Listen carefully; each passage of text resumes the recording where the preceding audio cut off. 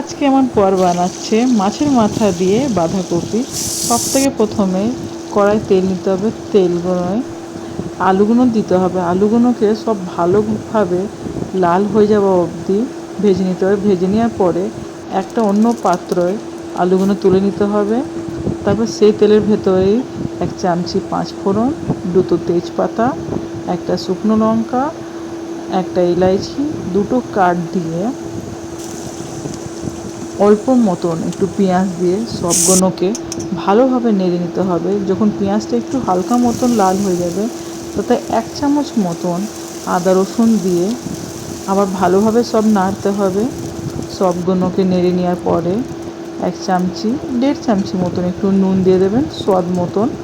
তাতে 1 চামচি গুঁড়ো লঙ্কা, 1 চামচি জিরে গুঁড়ো দেওয়ার পরে আর 1 চামচি হলদি সবগুলোকে দিয়ে ভালোভাবে নেড়ে নেওয়ার পরে তাতে আধ কাপ মতন পানি দিয়ে সবগুলোকে কষতে হবে। এখন একটু সবগুলোকে একটুখানি কষে নেওয়ার পরে তাতে একটা কাটা টমেটো দিয়ে দিতে হবে।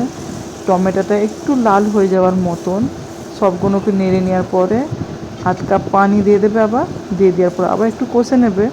কষে নেওয়ার পরে যখন দেখবে মশলার তেলগুলো ছেড়ে দিয়ে তখন মাছের মাথাটা দিয়ে দেবে।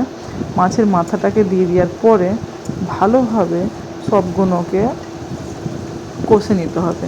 কষে নেওয়ার পরে যে ভাজা আলুটা রাখা হয়েছিল সে ভাজা আলুটা দিয়ে সবগুলো মশলাগুলোর সাথে কষে নেবে।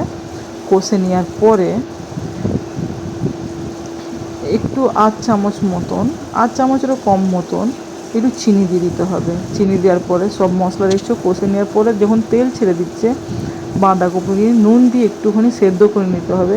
সেই সেদ্ধ বাঁধাকপিগুলোকে দিয়ে ভালোভাবে সবগুলোকে কষতে হবে। যখন দেখবে আলুটা একটু নরম হয়ে গেছে ভালোভাবে, লাস্টে 8 চামচ মতন ঘি দেবে। ঘি দেওয়ার পরে সবগুলো নেড়ে গ্যাসটা বন্ধ করে দিতে হবে।